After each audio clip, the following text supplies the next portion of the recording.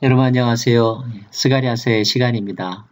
오늘은 스가랴서 마지막 장인 14장 말씀을 함께 나눠보도록 하겠습니다.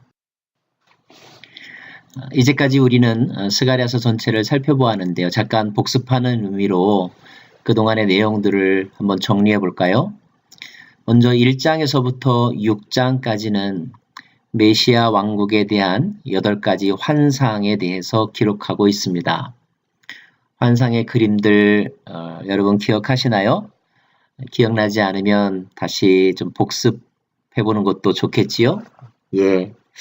그 다음에 7장과 8장은 참된 금식과 또 경건의 의미에 대해서 하나님께서 가르쳐 주신 말씀이고요.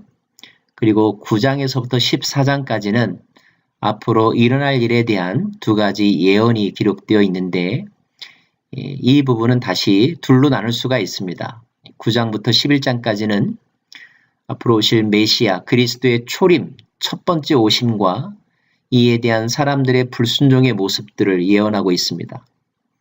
두 번째인 12장에서부터 14장까지의 말씀은 그 그리스도의 재림, 다시 오시는 그리스도의 모습과 이로 인하여 이루어질 영원한 하나님의 나라에 대한 예언이 기록되어 있습니다. 오늘 우리가 14장을 함께 살펴보게 될 터인데요. 미리 그 내용을 요약해 드린다면 역사의 마지막에 이루어질 일로서 이스라엘의 남은 자들이 구원을 얻고 또 이방으로부터 남은 자들이 돌아옴으로써 하나님의 나라가 이루어질 것임을 예언하는 말씀이라고 여러분이 염두에 두시고 오늘 내용들을 함께 따라오시면 좋겠습니다. 더불어서 스가랴에서는 구약의 이사야서 다음으로 메시아에 대한 예언이 많이 나온다고 말씀드린 바가 있는데요. 첫 번째 때는 1장부터 10장까지 나와 있는 메시아 예언의 단어들을 살펴보았습니다. 11장에서부터 오늘 14장까지도 메시아를 상징하는 여러 가지 은유적인 표현들이 많이 등장하는데요. 여러분이 이미 보았던 단어들이 있고 오늘 14장에서 살펴보게 될 단어들도 있습니다. 목자라는 단어가 특별히 많이 사용되었습니다. 그리고 장차 오실 왕으로서의 메시아도 스가랴서 14장이 설명하고 있음을 염두에 두시면 좋겠습니다. 자, 14장 1절 말씀은 어떻게 시작이 되죠? 같이 한번 읽어보겠습니다. 여호와의 날이 이르리라. 그날에 대해서는 이미 어제 그제 많이 살펴보았죠. 그날에 관한 내용들만 쭉 정리해보는 것도 스가랴서를 이해하는데 그리고 앞으로 이 말 심판의 날을 이해하는데 큰 도움이 될 것 같습니다. 자, 그날이 되면 그날은 곧 여호와의 날이고 은혜의 날이며 동시에 심판의 날이고 하나님의 왕국이 성취되는 날일 터인데 그때가 되면 내 재물이 약탈되어 내 가운데서 나누어지게 될 것이라. 여기서 내 재물, 여기서 너는 누구일까요? 이방인들을 말할까요? 아니면 이스라엘 백성들을 괴롭히던 사람들을 의미할까요? 여기서의 내 재물 할 때 너는 바로 예루살렘과 이스라엘 사람들을 의미합니다. 그날에 이스라엘 사람들도 약탈당하고 환난당하고 빼앗기는 일을 겪게 된다는 것입니다. 그런 일이 가능한 이유는 하나님께서 이방 나라들을 모아 예루살렘과 싸우게 하게 될 터인데 그때 예루살렘은 패배하게 되고 붕괴되게 되고 부녀들은 치욕을 당하게 되고 성읍의 백성들은 사로잡혀 포로로 끌려가게 된다는 것입니다. 엄청난 환난이죠. 결코 당하고 싶지 않은 환난입니다. 자, 왜 예루살렘이 이런 환난을 당해야 할까요?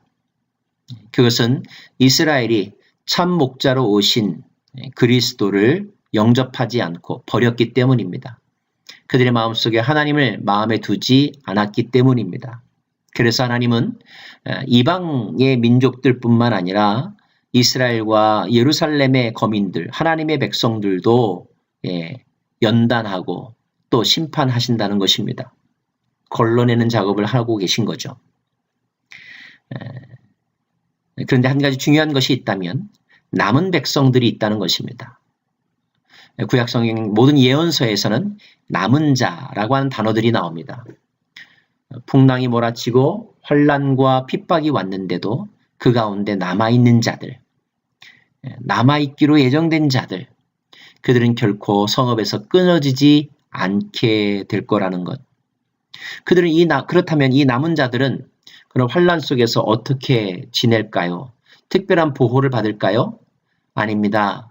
그들도 동일하게 환난을 겪기도 합니다. 그런데 그들은 견뎌냅니다. 무엇으로요? 하나님을 사랑하는 마음으로. 무엇으로요? 예수를 믿는 믿음으로. 하나님의 보내신 하나님의 종을 믿는 믿음으로 견뎌낸다는 것입니다. 자, 저와 여러분이 그런 사람이 되느냐가 제일 중요한 이슈이겠지요. 자, 이런 때가 지나고 나면 그때 이스라엘을 환난과 핍박했던 그 이방 나라들, 그 나라들을 위하여 여호와께서 싸우시는 때가 온다는 것입니다. 하나님이 전투에 참여하십니다. 선봉에 서십니다. 이제까지 밀리던 수세에 밀리던 예루살렘은 어떻게 될까요? 네, 그분은 만왕의 왕이시고 전쟁에 능하신 분이십니다. 그가 앞장서실 때에 그의 발이 예루살렘 앞 곧 동쪽 감람산에 서실 것이요. 감람산은 둘로 나누어지게 될 것인데 그 산 골짜기, 나누어진 그 골짜기로 피난하게 될 것이라. 남은 자들은. 그리고 그들과 하나님이 함께 있게 될 것이라. 이것이 스가랴서의 말씀입니다. 이 스가랴서의 말씀은 다른 예언서에 동일한 또는 비슷한 장면을 예언한 것들과 함께 묵상해 보는 것이 중요합니다. 큰 도움이 되는데 바로 에스겔서 43장에 이런 말씀이 있습니다. 그 후에 그가 나를 데리고 문에 이르니 곧 동쪽을 향한 물이라. 이스라엘 하나님의 영광이 동쪽에서부터 오는데 동쪽에서부터 하나님의 영광이 온다는 것입니다. 동쪽은 해가 떠오르는 곳이죠. 은혜가 임하는 곳이라는 상징적 의미를 갖습니다. 그때 하나님의 음성이 많은 물소리 같고 땅은 그 영광으로 말미암아 빛나니 그 모양이 내가 본 환상 곧 전에 성읍을 멸하러 올 때 보던 환상 같고 그발강가에서 보던 환상과도 같기로 내가 곧 얼굴을 땅에 대고 엎드렸더니 자 함께요. 여호와의 영광이 동문을 통하여 성전으로 들어가고 영이 나를 들어 데리고 안뜰에 들어가시기로 내가 보니 여호와의 영광이 성전에 가득하더라 그랬습니다. 여호와의 영광이 동문을 통하여 온다는 그런 예언의 말씀이 에스겔서에도 나와 있고 스가랴서도 그 동쪽으로부터 하나님이 피할 길을 열어주시고 또 하나님이 그들과 함께 하시며 하나님이 그들과 함께 다시 돌아오실 것을 예고하고 있습니다. 그래서 혹시 여러분 설명 들으셨는지 모르지만 지금의 이스라엘 땅, 이스라엘 땅에 성벽, 많은 성문들이 남아있지만 동쪽의 문은 앞으로 메시아가 오실 곳이라고 하는 그런 의미를 가지고 아무도 그 문을 사용하지 않는다고 하죠. 자, 그 날에는 빛이 없겠고 광명한 것들이 떠날 것이라 여호와께서 아시는 한 날이 있으리니 낮도 아니요 밤도 아니라 어두워갈 때에 빛이 있으리로다. 하나님의 날이 되면 태양빛이 쓸모가 없을 정도가 된다는 것입니다. 광명한 하나님의 영광이 가득하여져서 온 천하가 밝게 빛나고 해가 지지 아니하며 달이 물러가지 않을 정도가 된다. 여호와가 내 영원한 빛이 되고 내 슬픔의 날은 끝나 기쁨의 날로 바뀔 것이라는 것입니다. 사실 우리가 어떤 짜릿한 승리를 경험할 때 그때 우리가 말하기를 표현하기를 햇살보다도 강한 기쁨이 가득하다 이렇게 표현하지 않습니까? 예, 하나님의 날이 오면 그와 같이 그 영광이 너무나 찬란하기 때문에 이루 말할 수 없는 기쁨과 희열이 있기 때문에 하늘의 달과 별이 그 빛을 잃을 정도라는 것. 여러분 너무 기대가 되지 않습니까? 또 그날이 되면 생수가 예루살렘에서 솟아나서 동해로 서해로 흐르게 될 것이라. 여름철에도 겨울철에도 우기와 건기를 가르지 않고 생명수 강물이 흘러넘칠 것이라. 예, 은혜의 충만함을 우리들에게 보여주고 있습니다. 계시록에도 이와 같은 말씀이 있죠. 수정같이 맑은 생명수 강을 내게 보여주실 것이다. 그 강물은 하나님과 어린 양의 보좌로부터 나와서 길 가운데로 흐르게 될 것인데 그 강물 옆에 생명나무가 있고 열매를 맺게 될 것이고 그 나무 잎사귀들은 번성하여서 만국을 치료할 수 있는 것이 될 것이라. 예, 치유와 회복과 그리고 영광의 날, 그 날을 오늘 묵시적으로 표현하고 있는 것입니다. 자, 그 날에 이루어질 그럼 하나님의 도성은 어떻게 될까요? 잠깐 계시록의 내용을 빌려서 보충하여 설명한다면 성 안에서 내가 성전을 보지 못하였으니 이제 건물로서의 성전은 의미가 없다는 것입니다. 참된 성전, 참된 예루살렘 도성이 세워지게 될 것인데 그 도성은 곧 주 하나님, 전능하신 이와 그리고 어린 양이 그 성전이심이라. 그 성전은 세상의 어떤 화려한 건물로도 비교할 수 없는 해와 달의 비침이 쓸데가 없고 어떤 사람들의 노력도 소용이 없는 그런 완벽한 하나님의 도성이 우리에게 임하게 될 것인데 그 도성은 눈물이 없고 밤이 없고 슬픔이 없다고 합니다.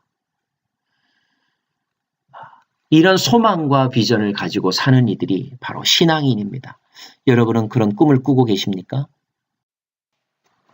자, 그렇게 회복된 하나님의 성전과 하나님의 거룩한 도성 예루살렘, 그 예루살렘에서 누가 왕이 되십니까? 여호와께서 왕이십니다. 여호와는 예루살렘만의 왕이 아니라 천하의 왕으로 즉위하십니다. 홀로 한 분이실 것이며 홀로 하나이실 것입니다. 온 땅이 아라바 광야같이 될 때 게바에서 예루살렘 남쪽 림몬까지 이를 것이며 예루살렘이 높이 들려 그 본처에 있으리니 본래 있던 곳에 있으리니 베냐민 문에서부터 천문자리와 성모퉁이 문까지 또 하나님의 망대에서부터 왕의 포도주 짜는 곳까지 당시에 사람들이 익숙하게 보아왔던 사용했던 건물들 그 건물들을 표현하면서 완벽한 하나님의 도시를 지금 설명하고 있는 것입니다. 가장 중요한 것은 그 다음 말씀이죠. 사람이 그 가운데 살게 될 것이며 다시는 저주가 있지 아니하리니 예루살렘이 평안히 서리로다. 그 성에 사는 사람들이 있을 것이라는 겁니다. 누굴까요? 하나님의 백성이죠. 하나님의 자녀입니다. 하나님의 양들입니다. 하나님의 나라에 거하는 하나님의 사람들, 그들은 평안을 누릴 것이라.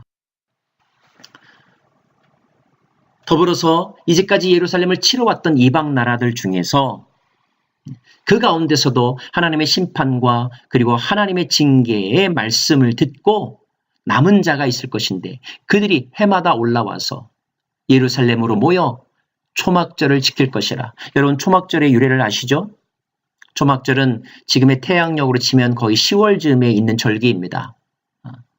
유대인들의 추수감사절이라고 말할 수가 있습니다. 여름 실과를 다 따 모아서 그것을 저장고에 집어넣으면서 하나님께서 지난 무더위 가운데 그리고 광야 생활 가운데 우리를 어떻게 지켜주셨는지 감사하는 절기가 바로 초막절이죠. 추수감사절입니다. 모든 것이 풍성합니다. 마치 더도 말고 덜도 말고 한가위만 같아라 이런 말이 한국 사람들에게 있죠. 아마 이스라엘 사람들은 유대인들은 더도 말고 덜도 말고 초막절과 같아라 아마 이런 말을 했을 것입니다. 모든 것이 풍성한 기쁨이 넘치는 그리고 함께 더불어 기뻐하는 그런 절기 천국의 축제를 상징하는 절기로 사용되었습니다. 땅에 있는 족속들 중에 그 왕 만군의 여호와께 경배하러 예루살렘에 오는 사람들이 있을 것입니다. 물론 오지 않는 사람들도 있겠죠. 그러나 예루살렘으로 오지 않는 자들에게는 하나님이 비를 내리지 아니하실 것이다. 비를 내리지 않는다는 말은 그들을 징계하신다는 것입니다. 심판하신다는 것입니다. 예루살렘으로 오는 자들은 초막절에 그 축제를 누리게 될 것이라. 그날에는 말방울에까지 여호와께 성결이라 기록될 것이라. 여러분, 이 여호와께 성결이라는 단어는 원래 대제사장의 머리 위에 쓰는 관에 쓰여진 글자이죠. 여호와께 성결. 하나님 앞에 서는 자가 거룩하고 흠이 없는 모습으로 서야만 하는 것을 나타내기 위하여 대제사장이 쓰는 관의 글씨입니다. 그런데 여호와께 성결, 정결하고 거룩한 모든 백성들의 그 상태가 심지어 말방울에까지 있게 될 것이라. 그렇다고 본다면 예루살렘 성에 가는 자들은 어떤 자들입니까? 거룩하고 정결한 사람들. 거룩하고 정결한 사람들. 우리가 무엇으로 거룩하고 정결하게 될 수 있을까요? 인간의 노력과 힘으로 가능할까요? 네, 불가능하다는 것을 여러분 잘 아실 것입니다. 여기에 하나님의 은혜가 있죠. 예수를 통한 하나님의 은혜가 있습니다. 예수 그리스도의 보혈로 우리를 정결케 하고 예수 그리스도의 말씀으로 우리를 거룩하게 하여 우리를 그 하나님의 새 하늘, 새 땅, 새 예루살렘에 들어가게 하신다는 것. 이것이 하나님의 은혜입니다. 자, 그때가 되면 여호와의 전에 있는 모든 솥들이 제단 앞에 주발과 다름이 없을 것이라. 제단을 아시죠? 번제단을 아시죠? 분향단을 아시죠? 그 분향단 앞에 있는 모든 성물들이 있습니다. 하나님 앞에 드려지기 위하여서 사용되고 준비된 그런 성물들. 그런데 예루살렘과 유다의 모든 솥들이 만군의 여호와 앞에서 성물이 될 것이라. 거룩한, 정결한 산 제물이 된다는 것입니다. 제사 드리는 자가 와서 이 솥을 가져다가 그것으로 고기를 삶으리라. 고기를 삶는 것, 화목제의 잔치를 벌이기 위해서입니다. 그날에는 만군의 여호와의 전에 가나안 사람이 다시 있지 아니하리라. 가나안 사람이 상징하는 것은 무엇입니까? 애굽이 상징하는 것, 바벨론이 상징하는 것은 무엇입니까? 하나님 없는 이방신들, 우상을 섬기는 사람들, 그런 사람들이 다시는 없는 순수하게 하나님만을 예배하고 순결한 영혼을 가진 사람들, 그런 사람들에 의한 하나님의 나라가 완성될 것이라. 사랑하는 여러분, 스가랴 시대의 사람들은 이런 비전과 꿈을 가지고 그 어려움의 때를 이겨냈고 곤고와 환난의 때를 견뎌냈습니다.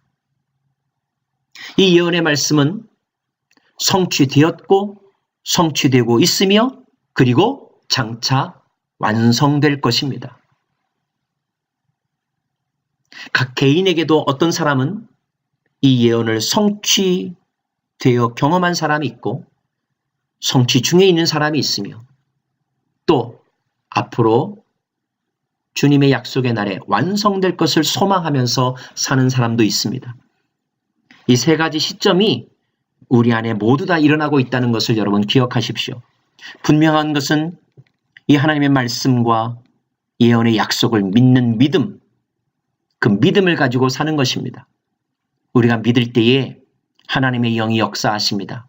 사람의 힘으로도 되지 아니하고 능력으로도 되지 않지만 여호와의 신 하나님의 영으로 그분이 역사하실 때에 우리는 그 날을 경험하게 될 것이고 그 날에 새 예루살렘의 그 도성 안에서 하나님과 더불어 기뻐하며 하나님을 예배하는 참된 평강을 누리게 될 것입니다. 사랑하는 여러분, 축복합니다. 여러분 결코 포기하지 마십시오. 낙심하지 마십시오. 다른 길로 가지 마십시오. 하나님의 때, 그날을 소망하십시오. 그리고 이렇게 기도하십시오. 마라나타 주 예수여 오시옵소서. 하나님, 그날을 속히 이루어 주옵소서. 그날을 속히 이루어 주옵소서. 이 눈물이 기도가 되고 하나님 앞에 드려지는 산제물이 될 때에 하나님은 호련히 그날을 우리에게 허락해 주실 것입니다. 여러분 축복합니다. 그날에 함께 만나기를 간절히 소망합니다.